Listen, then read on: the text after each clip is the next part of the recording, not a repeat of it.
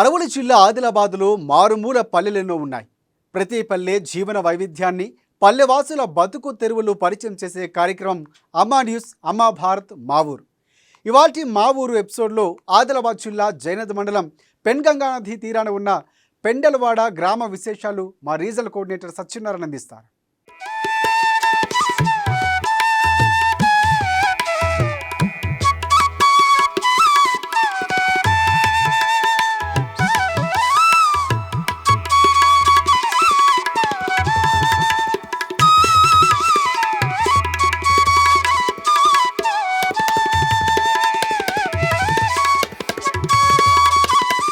అమ్మా న్యూస్ అమ్మా భారత్ వీక్షకులకు నమస్కారం.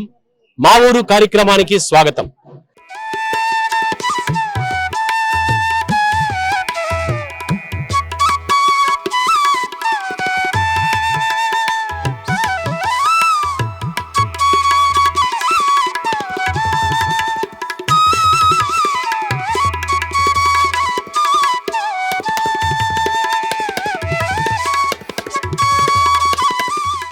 ఆదిలాబాద్ జిల్లా అంటే అనేక పల్లెలకు, అనేక గ్రామాలకు ప్రసిద్ధి. ఇక్కడ ఎన్నో ప్రసిద్ధిగాంచినటువంటి ఒక చరిత్ర కలిగినటువంటి ఒక గ్రామాలు ఆదిలాబాద్ జిల్లాలో అనేకం ఉన్నాయి. ఇక్కడ ఆదివాసీ పల్లెలు ఉన్నాయి. అలాగే మంచి మహత్యం గల ఆలయాలు కలిగినటువంటి ఒక గ్రామాలు కూడా ఆదిలాబాద్ జిల్లాలో ఉన్నాయి. అలాగే ఇక్కడ జైనద్ మండలం మనం పెండలవాడ గ్రామంలో ప్రస్తుతం ఉన్నాం. మరి మనతో పాటు ఇక్కడ గ్రామస్తులందరూ కూడా, గ్రామ పెద్దలు, అలాగే గ్రామానికి సంబంధించిన యువకులు, ప్రజలందరూ కూడా ఇక్కడ మనతో పాటు ఉన్నారు. మరి వారిని మాట్లాడించి ఈ గ్రామం యొక్క ప్రత్యేకతలు ఏంది, ఈ గ్రామంలో పాడి పంటలు ఎలా ఉన్నాయి, వారి మాటల్లోనే మనం తెలుసుకుందాం.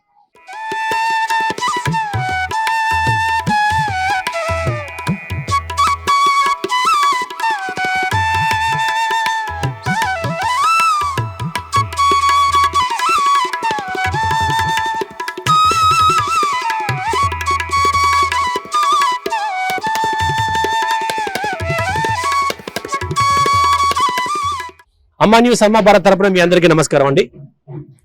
చెప్పండి, పెండలవాడ గ్రామము ఎన్నేళ్ల క్రితం ఏర్పడ్డది? 400 సంవత్సరాల నుండి ఏర్పడ్డది.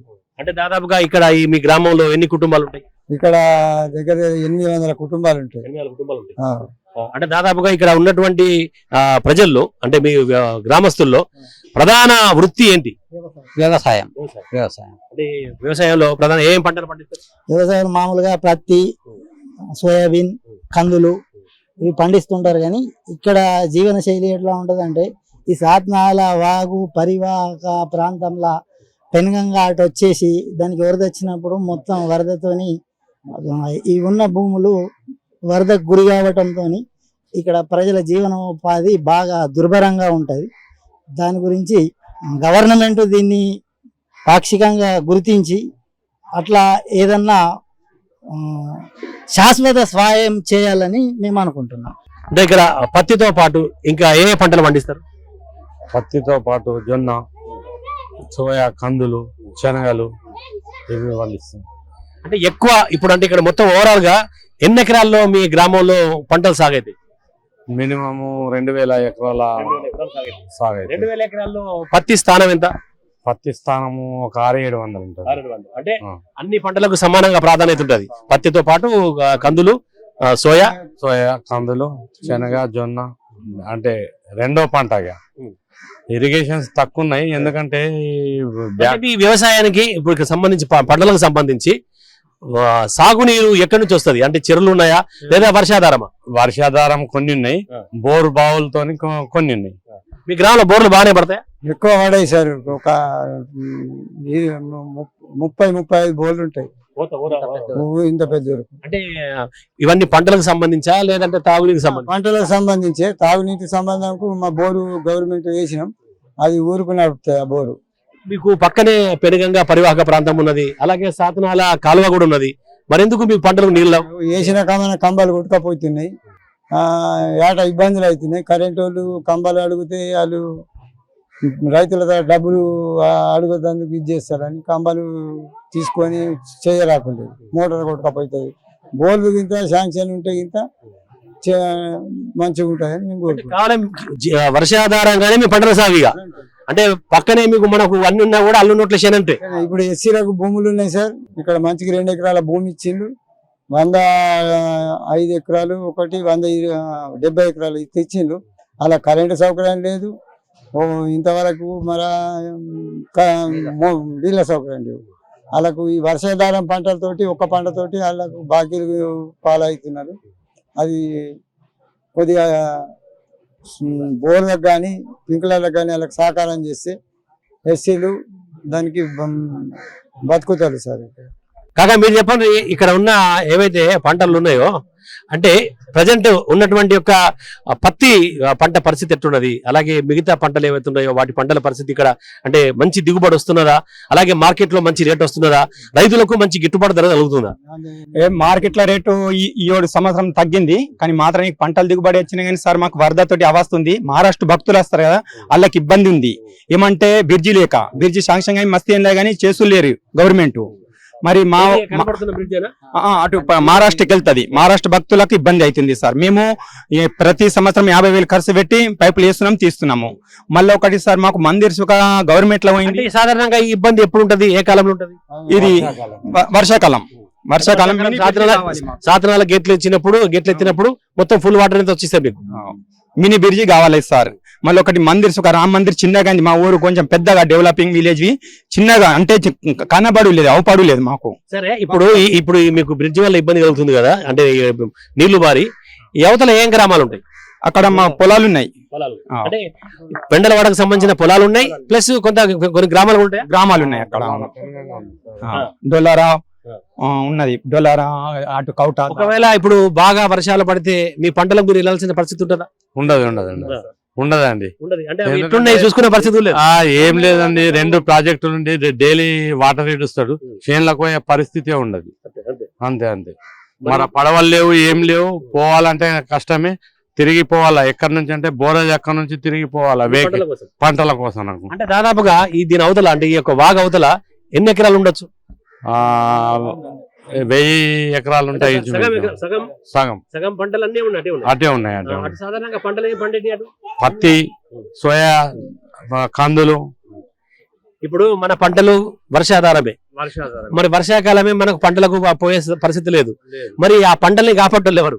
కాపాడేదేం సార్, ఎంతో ఇబ్బందులతో కాపాడాల్సి వస్తుంది. ఇక ఎందుకంటే కష్టము ఇష్టము చేసుకుంటూ ఇట్లా డొల్లారా అక్కడ నుంచి పోవాలి, బోరేజ్ అక్కడ నుంచి డొల్లారా ఇంచుమించు 30 కిలోమీటర్లు వెళ్ళాలి. అప్పుడప్పుడు ప్రతి సంవత్సరం బ్రిడ్జ్ చేసుకుంటారు కదా, వేసుకున్నప్పుడు ఆ బ్రిడ్జి నుంచి పోయే అవకాశం ఉండదా? పోయే అవకాశం ఉన్నది. ఎందుకంటే వర్షం వచ్చినప్పుడు అది కొట్టుకపోతుంది కదా సార్. కొట్టుకపోకడకు మనకు వెళ్ళే అవకాశాలే ఉండవు. అంటే శాశ్వత బ్రిడ్జి లేక మీరు వర్షాకాలంలో మీ పంటలను చూసుకునే పరిస్థితి కూడా లేదంటారు. అక్కడ పోయితే అక్కడ పండుగ కూడా సార్ తక్కువ, 3 నెలలు అదే ఉంటది. సత్నాల మత్తడి రోజు పొద్దున్న ఇస్తాడు. మా వాళ్ళు కసరమెడ్లు కట్టుకొని పోతే అక్కడ ఆడోళ్ళు 2 కొట్టుకపోతుంది కూడా అయింది. మా ఊరు వాళ్ళు దాన్ని రక్షించింది సార్. మేము మొన్న దీనప్పుడు అడిగినాం ఒక పడవ ఇయ్యని. ఇప్పుడు ఒక పడవ కూడా శాంక్షన్ ఇవ్వాలని మేము కోరుకుంటున్నాం. అలాగే ఇక్కడ మీ యూత్ తరఫున పెండలవాడ గ్రామంలో ఏమైనా అభివృద్ధి కార్యక్రమాలు చేసుకుంటున్నారా? యూత్ తరపున ప్రతి సంవత్సరము మహాశివరాత్రి పండుగ జరుపుకుంటున్నాము. ఈ 5 రోజుల పండుగకు మా యూత్ అక్కడి నుండి ప్రతిసారి సహాయ సహకారాలు అందిస్తాము. గ్రామాభివృద్ధి కోసం, అంటే విలేజ్ డెవలప్మెంట్ కోసం అంటే గుడి కోసమే అనుకో, పాఠశాల కోసం కూడా అభివృద్ధి కార్యక్రమాలు చేపడతాం. ఇప్పుడు ఉన్నటువంటి పంటలు ఏవైతే ఉన్నాయో, ఇప్పుడు మీ పండించేటటువంటి పంటలు ఈ ఊర్లో అంటే మంచి అత్యధిక దిగుబడి సాధించినటువంటి మంచి రాబడి అంటే మంచి పంటలు పండినటువంటి పంట పత్తి. అంటే నెంబర్ 1 పత్తి పండుతుంది. నంబర్ 1 పత్తి. అంటే ఇప్పుడు మార్కెట్ లో ఏం రేటు? మార్కెట్ లో 7,000. సాధారణంగా మీరు ఇక్కడ సీసీకి అమ్మరు? సీసీకి అమ్ముతాం 7,000. మహారాష్ట్ర పోతే 7,200, 300 ఇట్లా. అంటే మీకు మహారాష్ట్ర దగ్గర ఇట్లా? మహారాష్ట్ర పారక్కడ 30 కిలోమీటర్లు ఉంటది. వాగు మీదకి వెళ్ళే. మరి మీ పక్కనే మీకు ఇదేది పెనుగంగా నది పక్కన ఉంది కదా, పెనుగంగా నది నీళ్లు మరి మీ పంటలకు ఎందుకు రావట్లేదు? పెనుగంగా నది నీళ్లు అంటే అట్లా మామూలుగా పెట్టుకుంటే వస్తాయి, కానీ వర్షాకాలం అయితే ఆ పెనుగంగతోని ఈ నీళ్ళని పోనీయదు సార్. ఈ నీళ్ళని ఆపేయడంతో ఉన్న ఏదైతే భూమి ఉన్నదో అది మొత్తం ముంపుకు గురవుతుంది. అంటే ఇప్పుడు పెనుగంగా పరివాహక ప్రాంతంలో ఎన్ని ఉంటాయి ఎకరాలు? పెనుగంగా పరివాహక ప్రాంతంలో దాదాపు 1000 ఎకరాల వరకు ఉంటుంది. అంటే ఆ 1000 ఎకరాలు ఇప్పుడు బ్యాక్ వాటర్ వచ్చినప్పుడు అవన్నీ మునిగిపోతాయి. మొత్తం మునిగిపోతాయి, పంట నాశనం అవుతుంది, పంట ఏముండదు. మరి అలాంటప్పుడు మీరు అధికారులకు కానీ ప్రభుత్వానికి కానీ అప్పట్లో మీరు, ఎందుకంటే ఇది ఇటీవల పెనుగంగా బ్యాక్ వాటర్ కూడా వచ్చింది కదా, బ్యాక్ వాటర్ వచ్చినప్పుడు మరి పంటలు మునిగిపోయినాయి, మునిగిపోయినాయి. చెప్పినాం అధికారులకు, చెప్పినా నష్టపరిహారం వచ్చింది ఏమైనా? నష్టపరిహారం ఏం రాలే, అస్తలు చూస్తాలు రాసుకుంటా వెళ్ళిపోతారు అంతే. ఇప్పటికైతే నష్టపరిహారం వచ్చింది లేదు, ఏం వచ్చింది లేదు, పోయింది లేదు. మళ్ళా సెకండ్ పంట వేయాలా, తీసుకోవాలా మేము. మరి సాధారణంగా ఒక పంటకు మీరు పత్తి కానీ శనగ కానీ సోయా కానీ ఒక పంట వేసేటప్పుడు మీకు దిగుబడి ఖర్చులు అంటే పెట్టుబడి ఖర్చులు ఎంత వస్తున్నాయి? పెట్టుబడి ఖర్చులు 30,000 అవుతుంది ఎకరానికి 30,000 అవుతుంది. మరి ఎకరం పంట మనం అమ్ముకుంటే మనకు 30,000 వస్తున్నాయా? ఆడికి అవుతుంది మునాపా. పంట పండించిన పంటది ఆడికి అవుతుంది. అది పెట్టుబడి ఏమి ఇది లేదు. అంటే కనీసం మన పెట్టుబడి ఖర్చులు వెళ్తలేవు, మునాఫా ఖర్చులు తర్వాత అంతగా బరాబర్ ఉంటున్నది. ఒక్కొక్కసారి పంట నష్టపోయినప్పుడు నష్టపోయినప్పుడు అయితే పూరా నష్టమే, పూరా నష్టమే.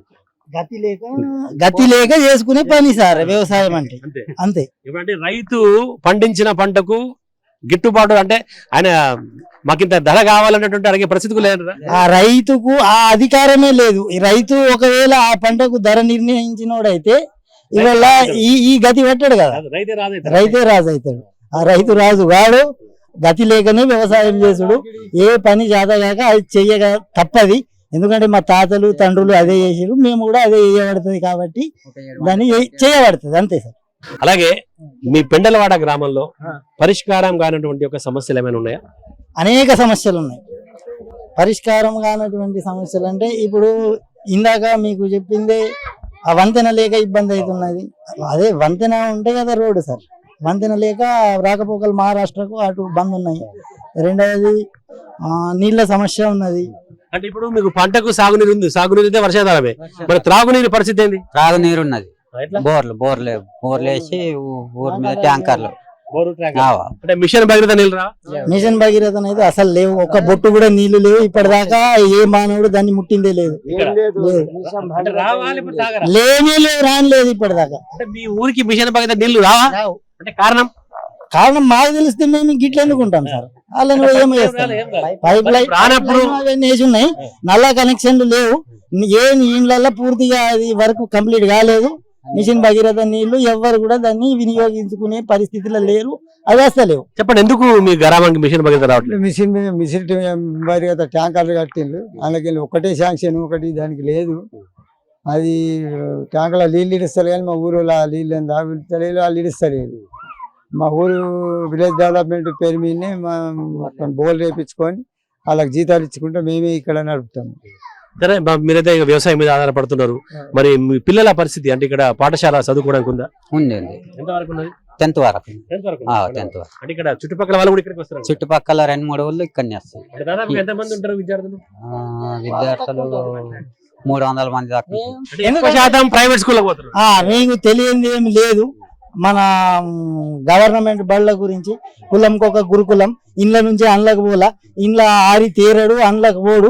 అది ఉన్నదేదో మనం నిదానం లేక ఆడేదో అటు ప్రైవేట్ కు పంపించి నానా తపనలు పడి ఆ పోరని భవిష్యత్తుని ఉన్నోడు తీర్చిదిద్దుకుంటున్నాడు, లేనోడు ఉంటున్నాడు. అయితే ఇప్పుడు ఉన్నటువంటి ఇక్కడ ఉన్నత పాఠశాలలో ఉపాధ్యాయులు ఎంతమంది ఉన్నారు? ఉపాధ్యాయులు మొత్తం సబ్జెక్టులకు అందరూ ఉపాధ్యాయులు. అంటే ఒక చదువు బాగా సాగుతుందా? చదువు ఉపాధ్యాయులు మాత్రము ఇక్కడ చదువు బాగానే చెప్తారు. అంటే మా అప్పటి నుంచి చూస్తున్నాం కాబట్టి ఉపాధ్యాయులు ఎప్పుడైనా చాలా బాగా విద్యార్థులకు విద్యను అందిస్తున్నారు.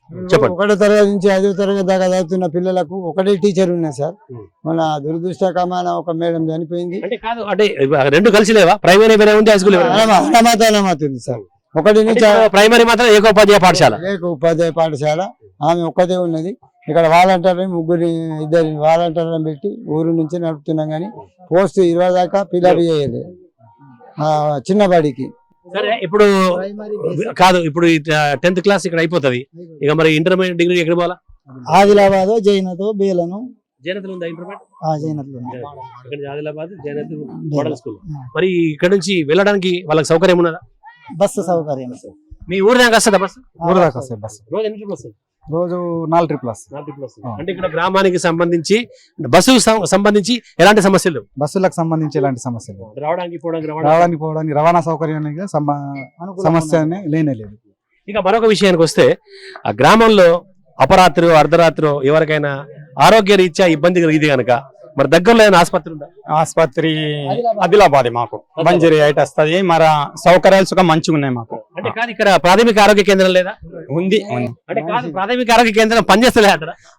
ప్రాథమిక ఆరోగ్య కేంద్రం పనిచేస్తున్నది కానీ పల్లెలల్లో రాత్రి డ్యూటీలు చేసే సదుపాయాలు లేవు. కాబట్టి రాత్రి డాక్టర్ అవైలబుల్ ఉండరు. వచ్చిన పేషెంట్ తప్పక ఆ ప్రధాన ఆసుపత్రికి చేర్పించాల్సిందే. పోగొడుతుంది 108 లేదు ఏదో వాహనం దగ్గరలో ఉన్న వెంటనే అంబులెన్స్ వస్తుందా? అంబులెన్స్ వెంటనే. అంటే ఇప్పటి వరకు అయితే అంటే గ్రామంలో ఇలాంటి ఎమర్జెన్సీల ప్రాణాలు కోల్పోయిన పరిస్థితులు గతంలో ఏమన్నా? ప్రమాదవశాత్తు పరిస్థితులు విషమించినప్పుడు తీసుకుపోయి మార్గ మధ్యంలో చనిపోయిన వ్యక్తులు కూడా బాగానే ఉంటారు. సో అంటే ఇక్కడ మీకు ఇక్కడ రెగ్యులర్ గా వైద్యులు ఉండాలని కోరుకుంటున్నారా?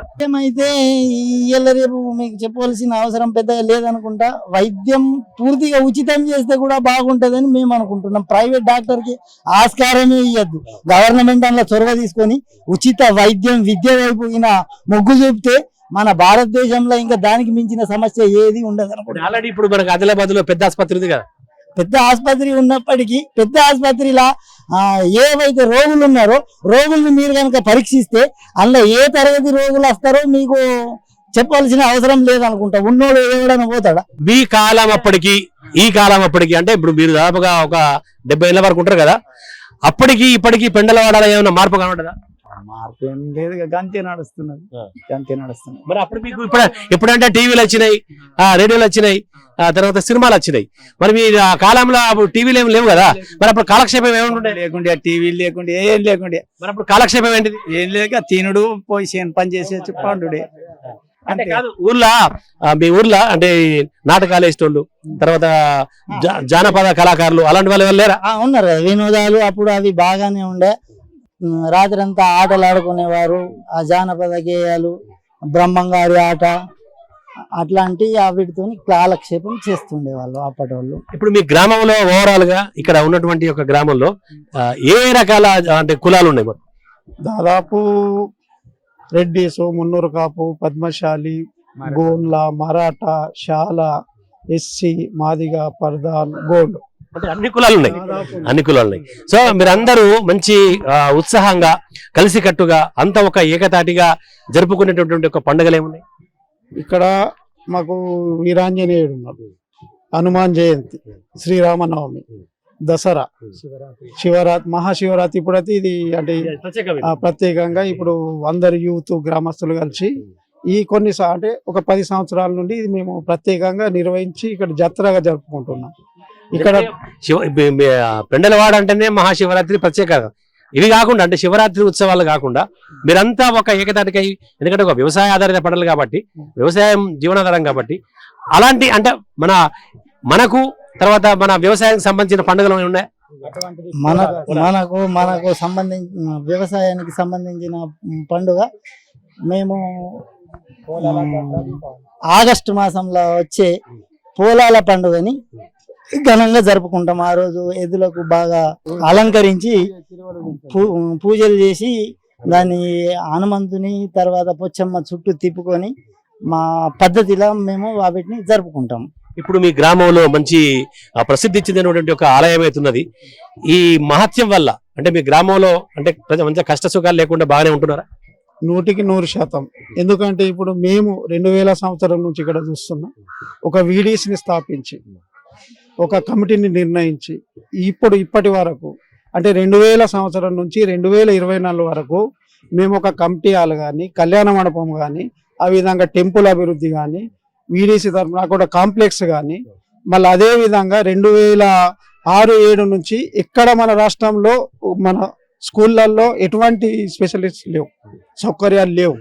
మేము ఫ్యాన్లు, కరెంటు, బెంచీలు, చైర్స్ ఇటువంటి మా వీడీసీ తరఫున ఎన్నో విధాల ఏ గవర్నమెంట్ మీద ఆధారపడకుండా అందరు కలిసి ప్రతి ఒక్క అంటే పార్టీలకు అతీతంగా మేము నిర్ణయాలు తీసుకొని ఇటువంటి ఎన్నో కార్యక్రమాలలో మేము ముందంజలో ఉన్నాం. అంటే రాజకీయాలకు సంబంధం లేకుండా మీరు గ్రామాభివృద్ధి కోసము అనేకం చేస్తున్నారు. సో ఇప్పుడు ఇక్కడ ఎందుకంటే చూస్తున్నాం కళ్యాణ మండపం కూడా చాలా బాగున్నది. అంటే ఇంకా ఈ కళ్యాణ మండపంతో పాటు ఇంకా మీ గ్రామాభివృద్ధి కమిటీ తరపున మీ గ్రామంలో ఏమేమి డెవలప్మెంట్ చేశారు? ఇప్పుడు ఒకటి కాంప్లెక్స్ ఉంది, షాపింగ్ కాంప్లెక్స్. ఇక్కడ మీరు బస్ స్టాండ్ దగ్గర చూస్తే మీకు కనబడుతుంది. దాంతో మాకు నెల మాకు ఆదాయం అంటే సంవత్సరానికి 1,00,000 రూపాయల ఆదాయం పెంచుకున్నాం షాపింగ్ కాంప్లెక్స్ లో. ఆ తర్వాత ఒక బ్యాంకు బిల్డింగ్ కట్టించినాం. దాంతో మాకు దాదాపు 1,00,000 రూపాయల ఇన్కమ్ పెంచుకుంటున్నాం. మళ్ళీ మహాలక్ష్మి టెంపుల్ దాదాపు ఒక 14 లక్షలతోటి విడిసి నిధుల్ని సమీకరించి మేము ఒక మహాలక్ష్మి టెంపుల్ ని మేము నిర్మించుకోవడం జరుగుతుంది. పెండల్వాడ అంటే ఒకప్పుడు చూస్తే పగలు ప్రతీకారాలకు కొట్లాటలకు ప్రసిద్ధి చెందింది. కానీ ఇంత ఆధ్యాత్మిక వాతావరణం గ్రామంలో కలగడం, అంతా కలిసికట్టుగా ఉండడానికి కారణం ఏమై ఉంటది అనుకుంటా? ఆ పూర్వీకుల అనుభవమే అని చెప్పొచ్చు. ఎందుకంటే వాళ్ళు కొట్లాడిండ్రు, అనుభవించిండ్రు కాబట్టి ఆ కొట్లాట అంటే ఏమో ఇప్పుడు మన జీవన శైలి ఏ రకంగా అలవరుచుకోవాలనో అందరూ గుణకపాఠం నేర్చుకుని ఆ రకంగా అలవాటు పడి అందరూ ఏకతాటిగా అందరూ కలిసికట్టుగా ప్రతి పనిలో ముందంజ ఉంటున్నారని ఈ పెండలవాడని ప్రత్యేక నిదర్శనంగా అందరికీ చెప్పవచ్చు. ఇప్పుడు అలాంటి అంటే ఏవైతే గతంలో ఉన్నటువంటి సంఘటనలు ఇప్పుడు లేవు, అటువంటి లేవు. వచ్చినా కూడా మేము సామరస్యంగా అందరూ కలిసి వాటిని పరిష్కరించి, పెండలవాడకు పోలీస్ స్టేషన్ తెలియదు, ఇన్ని గొడవలు ఉన్నా ఏమున్నా పోలీస్ స్టేషన్ పరిష్కరించుకొని వాళ్లకు సామరస్యంగా సముదాయించి వాళ్ళని కన్విన్స్ చేసి ఎటువంటి ఇష్యూ అయినా దాన్ని మేమే ఇక్కడ నిర్ణయించి వారికి. అలాగే సరే, ఇప్పుడు పగలు ప్రతిగా కొట్లాడుతుంటే సమస్యలు పరిష్కరిస్తారు. అట్లనే మీ గ్రామంలో ఎవరైనా అత్యంత పేదరికంలో ఉండి బాగా కష్టాలు పడుతుంటే వాళ్ళను గ్రామం తరపున ఆదుకునేటువంటి సందర్భం పరిస్థితి ఉందా? ఉంది సార్. ప్రతి కులానికి కుల సంఘం ఉన్నది. కుల సంఘం తరపున వారి కులాలలో వాళ్ళని ఆదుకుంటారు. ఒకవేళ ఇంకేమన్నా ఉంటే దానికి వీడిసి ఉన్నది. అట్లాంటి చాలా సరళంగా అంటే సున్నితంగా సునాయాసంగా సమస్యను గుర్తించి తక్షణమే పరిష్కరించి అట్లాంటివి చేసేస్తారు. అలాగే పాడికి సంబంధించి అంటే పంటలు అయితే సరే మీరు శనగ పత్తి చెప్పినారు, అలాగే పాడి పరిశ్రమ ఏమైనా ఇక్కడ ఉందా? ఇక్కడ ఇద్దరికే ఉంది పాడి అంటే బాలు వాళ్ళే తక్కువ సురేష్కి అయితే మధుసూదన్ రెడ్డికి. పాలన్నీ మా ఊరు వాళ్ళకు సరిపోతాయి. కొందరు వ్యవసాయదారులు ఒక్కొక్క ఆవు కొనుక్కొని వాళ్ళ దీనికి ఉపయోగపడుతాయి. ఇప్పుడు మీ గ్రామంలో అంటే మన పెండలవాడకు బాగా చదువుకొని కానీ లేదంటే విదేశాలకు పోయి కానీ లేదంటే ఆర్మీలకు పోయి కానీ ఊరికి మంచి పేరు తెచ్చిండ్రు వీళ్ళు అనేటటువంటిది మనం చెప్పుకోవడానికి ఏమైనా ఉందా? అంటే బయట వెళ్ళిన వాళ్ళ తెలియదు, బిజినెస్ పరంగా ఉన్నారు, జాబాల పరంగా ఉన్నారు. వాళ్ళు ఏం చేస్తారంటే ఎక్కడన్నా కష్ట సుఖాలు దాదాపు ఎటువంటి కష్టం జరిగింది అనుకో, చనిపోవడం, పేద పరిస్థితి, వాళ్ళని ఆర్థికంగా వాళ్ళు ఇండివిజువల్ గా ఆదుకోవడం మాత్రం జరుగుతుంది. అంటే ఈ ఊరు నుంచి బాగా ఉన్నతంగా ఉద్యోగాలు పొందిన వాళ్ళు ఎవరు ఉన్నారా? అవును, అంటే గవర్నమెంట్ జాబర్స్ ఉన్నారు, బాగానే ఉన్నారు, పర్వాలేదు. మరి ఇంకా ఇప్పుడు ఏదైనా పండుగలు వస్తాయి కదా, పండుగలు పబ్బాలు బీడీసీ ద్వారా చేసుకుంటారా లేదంటే గ్రామ అభివృద్ధి కమిటీ ఏదన్నా అంటే మీరు ప్రజలంతా తలా ఇంతే చేసుకుంటారా లేదంటే దీనికి ఏదైనా ప్రత్యేకంగా కొన్ని నిధి ఉన్నదా? దీనికి మొట్టమొదటిగా నేను చెప్పేది 2000 సంవత్సరంలో ఇదే ఉన్న ప్లేస్ ని మేము 1,50,000 పెట్టి ఫస్ట్ మొదటి మెట్టు అదే మాకు. అక్కడి నుంచి దశల వారీగా నిధుల్ని సమీకరించుకొని అప్పుడు ప్రతి ఒక్క రైతు పండించిన పంటని విరాళంగా ఇచ్చి దాన్ని మార్కెట్లో అమ్మి డబ్బులు వేసి ఒక ప్లాట్ కొని ఈ విధంగా మేము చేసుకొని ఇక్కడి వరకు వచ్చేసినాం. అయితే ఇప్పుడు దాని ఏమవుతున్నదంటే దాని ప్రతిఫలం ఇప్పుడు అందరికీ అందుతున్నాయి. ఇక ఎవరు పెట్టిన అవసరం లేదు. మాకు ఇప్పుడు ఆంజనేయ స్వామి ఆశీర్వాదంతో ఎన్నో విధాలుగా మరి అటువంటి ఏమంటే ఎవరు కూడా పెద్దగా మాకు ఇది లేదు, ఇబ్బందులు లేవు, ఆర్థికంగా అందరూ బాగున్నారు. అయితే ఇప్పుడు మీ గ్రామం అంటే వర్షాధారం పంట కదా, వేసవిలో అయితే మరి నీటి కష్టాలు ఉంటాయి. యాసంగి పంటలు ఏమైనా బోర్ల ద్వారా వేసుకునే అవకాశం ఉందా? యాసంగి బోర్లు ఉన్న వాళ్ళు బోర్ల ద్వారా యాసంగి పంటలు జొన్నలు కానివ్వండి, శనగలు, మళ్ళా మక్క, కందులు, ఇప్పుడు కొత్త కందులు వేస్తున్నారు, నువ్వు, పల్లీలు మొదలైన పంటలు యాసంగి పంటలు. యాసంగిలా నీళ్ళు ఉన్న వాళ్ళు నీటి వసతి ఉన్న వాళ్ళు వేసుకుంటారు. మరి అవి లేని వాళ్ళు అంటే ఇప్పుడు బోర్లు లేవు, తర్వాత రైతులు అయితేనేమో ఏదో మళ్ళీ వాళ్ళకి కౌలు ద్వారా వచ్చేటటువంటి పైసలు ఉంటాయి. కౌలు రైతులు కాకుండా వ్యవసాయ కూలీలు ఉంటారు. మరి వ్యవసాయ కూలీలకు ఈ గ్రామంలో వాళ్ళ పరిస్థితి ఏంటి? ఇప్పుడు వ్యవసాయం సార్ ఇక్కడ ఎప్పుడు రైతులకు వ్యవసాయ కూలీలు పని దొరుకుతుంది. ఇప్పుడు ఈ ఒక 2-3 నెలలు ఇప్పుడు మన కూలి పని వస్తాయి కదా సార్. ఇప్పుడు ఉపాధి హామీ పథకం దాని ద్వారా కొంచెం పోతారు. మన వర్షాలు పడేంటే మళ్ళీ యథాస్థానం కైకిలు స్టార్ట్ అవుతాయి. వేరే ఊళ్ళ నుంచి కూడా వచ్చి మా దగ్గర ఉంటారు ఇక్కడ. అంటే ఒక్కొక్కసారి పత్తి వెళ్ళడానికి కూడా కూలీ దొరకని పరిస్థితి కూడా ఒక్కొక్కసారి ఉంటది. అంటే మీ ఊరు నుంచి అంటే ఎక్కడికైనా వేరే ఇతర ప్రాంతాలకు వెళ్ళి పనిచేసేటటువంటి ఒక గ్రామ మా ఊరు వాళ్ళు మా ఊరికి సరిపోతారు. మేము మా దగ్గరనే వేరే వాళ్ళు వస్తారు. కానీ అది సీజనబుల్ వరకు. మళ్ళీ ఊరు వాళ్ళకి కూడా 12 నెలలు చేద్దామంటే పని దొరకదు. కాకపోతే సీజన్ వచ్చినప్పుడు అలాంటి తెప్పించుకోవడం చేసుకోవడం వీళ్ళు వాళ్ళు కలిసి చేయడం జరుగుతుంది. ఈ గ్రామంలో ఉత్సవాలు జరిగినప్పుడు, జాతర జరిగినప్పుడు మీ యువకుల పాత్ర ఎంత ఉంటుంది? యువకుల పాత్ర బాగానే ఉంటుంది సార్. అందరు హెల్ప్ చేస్తారు. ఇక్కడ కానీ భక్తులకు ఇబ్బంది లేకుండా అది లైన్ గా కట్టించడం, మరి ఎక్కువ రష్ అక్కడ ముందర నుంచి గేట్ నుంచి అయితే ఇక్కడ నుంచి పంపించడం, ఎవరికి ఇబ్బంది కలగకుండా అంత సౌకర్యంగా చేస్తారు సార్.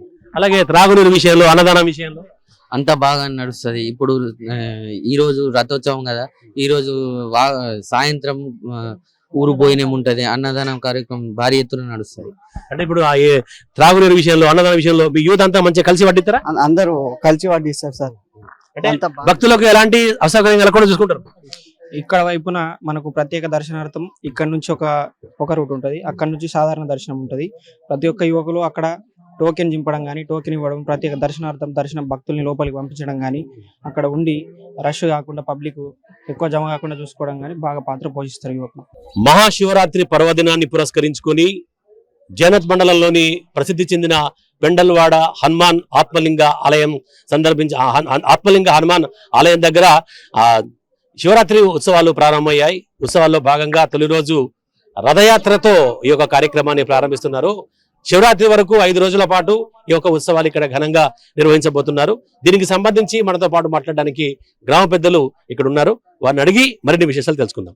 చెప్పండి, ఎన్నేళ్లుగా ఈ యొక్క ఉత్సవాలు ఇక్కడ జరుపుకుంటున్నారు? దాదాపు నా పేరు జంగిలి నవనీత సురేష్, తాజా మాజీ సర్పంచ్, గ్రామం పిండల్వాడ. దాదాపు 400 సంవత్సరాల చరిత్ర కలిగిన పురాతన ఆలయం ఆంజనేయ స్వామి దేవస్థానం. మరి ఇక్కడున్న పెండల్వాడ సాత్నాల నదిలో ఆంజనేయ స్వామి విగ్రహం దొరికింది అని చరిత్ర కథనం, మా పెద్దల మాట. మరి మా ఆంజనేయ స్వామి విగ్రహం ఏకశిలా విగ్రహం, 9 అడుగుల విగ్రహం. మరి అట్లనే ప్రతి అరిచేతుల శివలింగం ఉన్నందున మాఘమాసం రోజుల్లో బ్రహ్మోత్సవాలు జరుపుకుంటాం. మరి అట్లనే శివరాత్రి రోజున స్వామివారి విగ్రహ ప్రతిష్టన అప్పుడు అందుకు ప్రతి సంవత్సరం 5 రోజులు వార్షిక బ్రహ్మోత్సవాలు కూడా జరుపుకుంటున్నాం.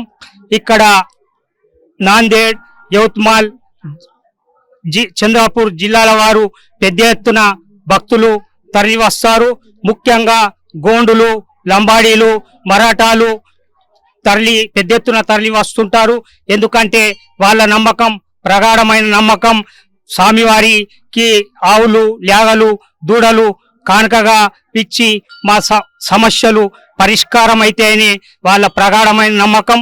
మరి మా హనుమాన్ దేవస్థానంకు టూరిజం ప్లేస్ గా తీర్చిదిద్దాలని అప్పటి జిల్లా కలెక్టర్ రామకృష్ణారావు, అంటే ఇప్పటి ఫైనాన్స్ సెక్రటరీ మన తెలంగాణ స్టేట్ కున్నాడు. అట్లనే ఎందరో జిల్లా కలెక్టర్లకు మెమోరాండం సమర్పించాం. కానీ సమస్యగానే మిగిలింది. మరి ఇప్పుడున్న మన ఇన్ఛార్జ్ మంత్రి సీతక్క గారికి కూడా గ్రామస్తులందరం, ఆలయ కమిటీ సభ్యులం కలిసి మెమోరాండం ఇస్తాం. ఎందుకంటే మా సమస్యని తీర్చిదిద్దాలని మా నమ్మకం. చెప్పండి, ఈ ఆత్మలింగ హనుమానం అంటే స్వయంభూగా వెలిసినటువంటిదా లేదా తెచ్చిపెట్టినటువంటి? ఆల్రెడీ సాత్తనాల నుంచి కొట్టుకొచ్చిందని పెద్దలు చెప్తే ఒక ఊళ్ళో ఒక పెద్ద పటేల్ ఉండే, ఆయన కళల పోయిందట మీ ఊళ్ళోకి స్థాపన చేయాలి. చాకలి వాళ్ళు బట్టలు ఉతుకుతుంటే అదే రోజు అది చంద్రం కలర్ వెళ్ళినాయి. ఎందుకు చంద్రం కలర్ వెళ్తున్నాయని చూస్తే మరి చూసేటోళ్ళకి అందులో హనుమంతుడు మూర్తి ఉన్నదండి. అదే రోజు నైట్ లా పటేల్ కు కళలు వస్తే అప్పుడు తెచ్చి మొత్తము ఊళ్ళో ఎడ్లు అన్ని తీసుకుపోయి వాగిలు పెట్టి తీసుకొచ్చి పలానా జాగలో ఆడ ఎడ్లు ఆగితే ఆడ స్థాపన చేయమని చెప్తే ఇక్కడ స్థాపన చేసింది వర్తింది. అంటే చెప్పండి, అరచేతిలో ఆత్మలింగం ఉండడం అనేది అంటే హనుమంతుడు పూర్వకాలంలో రాముడు పూజ కోసం అయితే శివలింగం తీసుకొస్తుంటాడు, కానీ సమయం మించిపోయిందని అప్పటికప్పుడే అక్కడ ఉస్కలింగాన్ని ఏర్పాటు చేసుకుని రాముడు పూజలు చేసుకుంటాడు. అంటే దానికి దీనికి ఏమైనా అంటే అదే విగ్రహం కనకడానికి మనం భావించవచ్చు. ఎందుకంటే శివరాత్రి మా శివునిదో మరి లింగం పూజ చేసేది హనుమంతుని దగ్గరికి ఎందుకు వస్తారు అని కొందరు పబ్లిక్ అంటూ ఇది ఆత్మలింగ అరిచేతుల ఆత్మలింగం ఉన్నది, శివుడు ఉన్నాడు. దానికోసము శివరాత్రి పూజలు మందిరిది నడుస్తుంది. లేకుంటే శివరాత్రికి హనుమంతుడికి సంబంధం ఏం లేదు. అరిచేతుల ఆత్మలింగం సంపూర్ణంగా కనబడుతుందని దానికోసం దర్శనం. అంటే మీ గ్రామంలో ఉన్నటువంటి ఒక హనుమాన్ దేవాలయం ఏదైతున్నదో ఆయన అరచేతిలో ఆత్మలింగం ఉంది కాబట్టి శివరాత్రి ఉత్సవాలు కూడా అత్యంత వైభవంగా, ఎందుకంటే పెండలవాడ హనుమాన్ టెంపుల్ అంటే చాలా ప్రసిద్ధి చెందినటువంటిది. ఎందుకంటే ఎక్కడి నుంచో కూడా ఈ ఉత్సవాలకు వస్తుంటారు కదా, అంటే అంత ప్రసిద్ధి చెందగల కారణం ఏమంటారు? వారి వారి నమ్మకాలు, వారు అనుకున్నవి జరుగుతుండడంతో వాళ్ళు ఆ రకంగా వస్తారని మేము భావిస్తున్నాం. ఇది ఇప్పుడు ఈ 5 రోజుల పాటు జరపబోయే కార్యక్రమాలు ఏమి ఉన్నాయి? ఈ 5 రోజుల పాటు మొదటి రోజు రథయాత్ర ఉత్సవం జరిపి అక్కడ నగర భోజనం పెట్టి, తర్వాత 2వ రోజు బోనాల పండుగ వేసుకొని వాగులో బోనాలు వేయడం, అదే విధంగా గంగా నీళ్ళని తీసుకొచ్చి అభిషేకం చేయడం అట్లాంటి, అది 3వ రోజు. 4వ రోజు శివరాత్రి రోజు కాబట్టి ఒక పొద్దుతోని ఉండి తర్వాత ఆ నది పూజ చేసి శివపార్వతి కళ్యాణం జరుపుకొని దాన్ని అంతటితోని 5 రోజుల పాటు జాతర 5 రోజుల పాటు జాతర ఉత్సవాలు బ్రహ్మాండంగా జరుపుకుంటాం. దాదాపుగా ఎంత మంది జాతర ఉత్సవాలకు వచ్చే అవకాశం ఉంది? దాదాపుగా ఇక్కడ సరౌండింగ్ నాగ్పూర్, యవత్మాల్, చంద్రపూర్, ఇది బార్డర్ కాబట్టి ఆదిలాబాద్, ఈ గోండులు, లంబాడాలు దాదాపు 5 నుంచి 6 వేల జనాలు ఈ జాతరలోకి వచ్చే అవకాశం ఉంటుంది. సో ఇది అంటే అత్యంత ప్రసిద్ధి చెందినటువంటి యొక్క ఈ హనుమాన్ ఆలయానికి సంబంధించినటువంటి యొక్క ఏదైతే జాతర ఉంటుందో మహాశివరాత్రికి సంబంధించిన 5 రోజుల ఉత్సవాల కోసం అయితే భక్తులు ఇక్కడ ఈ చుట్టుపక్కల గ్రామాలతో పాటు మహారాష్ట్ర నుంచి కూడా భక్తులు అత్యధిక సంఖ్యలో తరలి వచ్చి ఆ శివ ఆత్మలింగంలో ఉన్నటువంటి అరచేతిలో ఆత్మలింగాన్ని కలిగినటువంటి యొక్క హనుమాన్ దేవుణ్ణి దర్శించుకుంటారన్నట్టు గ్రామాలు చెప్తున్నారు. అదేవిధంగా 5 రోజుల పాటు కూడా ఉత్సవాలు కొనసాగుతాయని కూడా చెప్తున్నారు. చెప్పండి, ఉత్సవాల రోజుల్లో కాకుండా మిగతా రోజుల్లో కూడా స్వామి వారికి ఎలాంటి కార్యక్రమాలు నిర్వహిస్తారు? ఈ ఆలయం యొక్క విశిష్టత ఏంటి? ఈ ఆత్మలింగ ఆంజనేయ స్వామి పేరు రావడం మన పెండల్వాడకు ఒక అదృష్టవరంగానే భావిస్తున్నాను. ఎందుకంటే ఇక్కడ పురాతనమైన దేవాలయము 400-500 సంవత్సరాల పురాతనమైన దేవాలయము.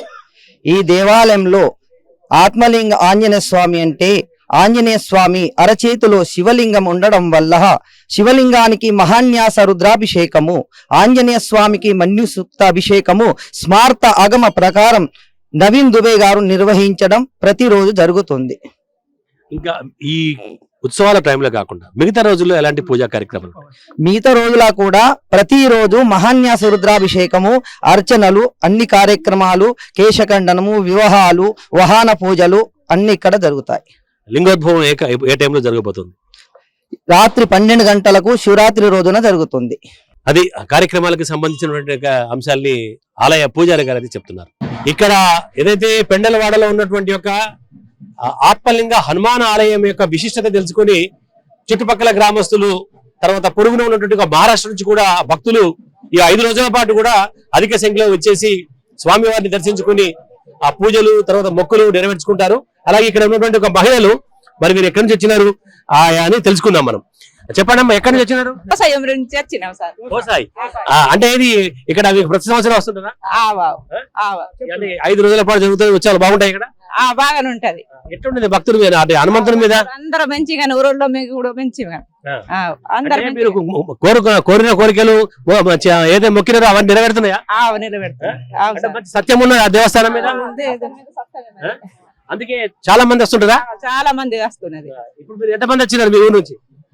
తొమ్మిది మంది 9 అంటే వాళ్ళు దర్శించుకుని వెళ్ళిపోతారా లేకపోతే నచ్చింది సార్ ఇక ఇలా వెళ్ళిపోతాం వంటలు వండుకొని తింటారా? వంటలు స్వామివారికి ఏం నైవేద్యం పెడతారు? ఇక అన్ని ఇక గారెలు బూరెలు నైవేద్యం అన్ని పెడతాం. అది ఎందుకంటే ఇక్కడ స్వామి యొక్క విశిష్టత సత్యం తెలుసుకొని చుట్టుపక్కల గ్రామస్తులు కూడా వచ్చేసి స్వామివారికి భక్తితో ఇక్కడ వంటలు వండుకొని నైవేద్యాలు కూడా సమర్పిస్తున్నట్టుగా భక్తులు చెబుతున్నారు. ఇప్పుడు ఎందుకంటే మీ గ్రామం దాదాపుగా 500 సంవత్సరాల నుంచి మీ గ్రామం ఉన్నది. ఇక్కడ అంతా కూడా కలిసికట్టుగా ఉన్నారు కదా. ఇంకా ఇవి మాకుంటే బాగుంటాయి, ఈ మా గ్రామంలో ఇది చేస్తే బాగుంటది అనేటటువంటిది ఏదైనా ఉన్నది? ముఖ్యంగా ఇక్కడ ఏదైతే ఆత్మలింగ ఆంజనేయ స్వామి ఉన్నాడో భక్తులకు ఇబ్బంది కలగకుండా దానికి వంతెన, రెండోది వచ్చిపోయేటోళ్ళకి సౌకర్యం. మళ్ళీ ఇక్కడ కూడా ఇక్కడనే మీరు చూస్తే కనిపిస్తున్నాయి, అది లెవలింగ్ చేసుడు. వాళ్ళకు దాని మందిర పరిసర ప్రాంతాలల్లో ప్లేస్ సరిపోతలేదు. దాన్ని ఎట్లన్నా ఒక రకంగా కొద్దిగా కొనుగోలు చేసి దానికి వీలైనంత వరకు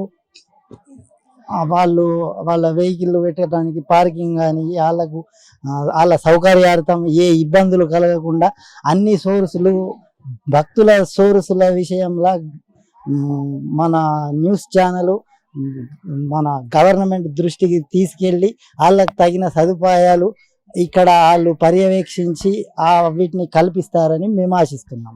ఇదే విషయం మీద అభివృద్ధి మీద నేను ఒక వీడీసీ చైర్మన్ గా కంది శ్రీనివాస్ రెడ్డి తాటికి తీసుకెళ్లడం జరిగింది. ఇక్కడ మనకు ఒక అంటే నిర్మాణంలో కొద్దిగా తక్కువైంది మెట్లు ఇక్కడ గంగకు. అది ఒకటి. మాకు అక్కడ ఎంట్రన్స్ నుంచి కమాన్ కట్టి అక్కడ కల్వర్ట్ అవసరం ఉంది. ఆ తర్వాత ఒక నాల, మళ్ళీ ఆ తర్వాత మాకు డబుల్ రోడ్, మాకు అంటే డబుల్ రోడ్ కావాలా. సెంటర్ లైటింగ్ కు మేము వీడీస్ నుంచి పెట్టుకుంటామని చెప్పి విన్నవించినాం. అతి త్వరలో మీ విలేజ్ కి రావడం అంటే ఈ 7th 8th గా వస్తానని నిన్ననే చెప్పడం జరిగింది. దాన్ని నేను చూసి మీకు దాదాపు నేను పరిష్కరిస్తా, మీకు సాయం చేస్తా, నా వంతు చేస్తా. గవర్నమెంట్ తరఫున కూడా మీకు అందుబాటులో అన్ని వచ్చే విధంగా నా సహాయశక్తుల ప్రయత్నం చేస్తాను నిన్ననే చెప్పడం జరిగింది. అది గ్రామంలో మనం గ్రామస్తుల ద్వారా తెలుసుకున్నటువంటి ఒక విషయాల బట్టి గ్రామం అయితే పూర్తిగా వర్షాధారిత సాగుగా చెప్తున్నారు. అలాగే కొంతమంది బోర్లు వేసుకొని తమ పంటలు సాగు చేస్తున్నట్టుగా ప్రఖ్యాతిగాంచినటువంటి యొక్క ఆత్మలింగ హనుమాన్ ఆలయం వల్ల ఈ ఇక్కడ గ్రామానికైతే భక్తుల తాకిడైతే ఈ జాతర సమయంలో తర్వాత మిగతా మంగళవారాల్లో అయితే ఇక్కడ భక్తులు వచ్చేసి స్వామివారిని దర్శించుకున్నటువంటి ఒక పరిస్థితి. ఇక్కడ మిగతా విషయాల్లో చూస్తున్నట్టయితే వీళ్ళందరూ కూడా ఏ ఉత్సవమైనా, ఏ జాతర అయినా, ఏ పండుగ అయినా, ఏ పబ్బమైనా కూడా అంతా కలిసికట్టుగా జరుపుకోవడం, అలాగే ఎవరికైనా గ్రామంలో కష్టం వస్తే కూడా అంతా తలలోకి చేయి వేసి ఆదుకోవడం, వీడీసీ తరపున గ్రామ అభివృద్ధి కోసం అయితే పనులు చేపట్టినట్టుగా గ్రామస్తులు చెప్తున్న పరిస్థితి. ఇది నేటి మా ఊరు కార్యక్రమం. రేపు ప్రసారమయ్యే మా ఊరు కార్యక్రమంలో మరో గ్రామంలో మరికొన్ని విశేషాలతో మళ్ళీ కలుసుకుందాం. అంతవరకు చూస్తూనే ఉండండి అమ్మా న్యూస్, అమ్మ భారత్, జనం కోసం నిజం కోసం.